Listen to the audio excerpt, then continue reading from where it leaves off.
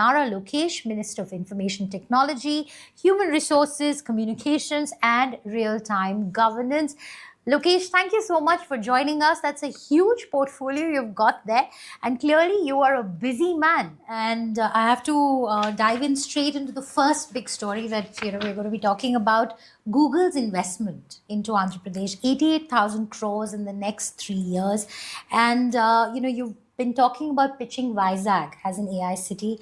Tell us some more about, what went behind the scenes in convincing Google to come on board? Because there is a lot of competition. You have competition with Tamil Nadu, Karnataka. There are other states that promise also an ecosystem, which is where talent is concerned, where a supply chain is concerned. Mm. So what went into convincing Google into coming and investing in Andhra Pradesh? Well, in Andhra Pradesh, we have a double-engine bullet train.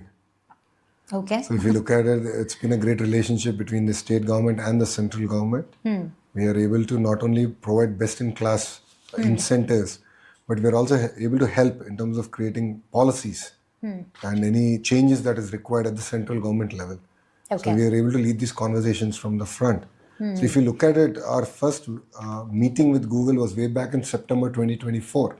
Okay. Where I hosted them in Visakhapatnam over lunch, drove them down personally to show them where they can do their data center.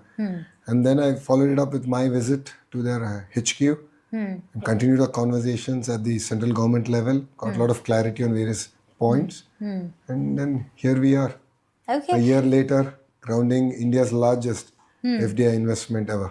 India's largest FDI investment ever since liberalization. Absolutely. So that's quite an accomplishment.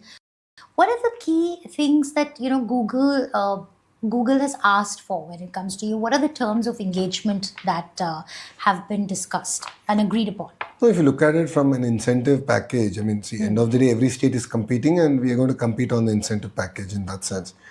But what got us talking even more is the changes that is required at the central government level, at the policy level interventions, right? Interesting. How would you define permanent establishment? How do you look at data that comes in, gets processed and then goes out? How do you look at data embassies? So these were the questions that we were able to answer, which no other state was able to answer.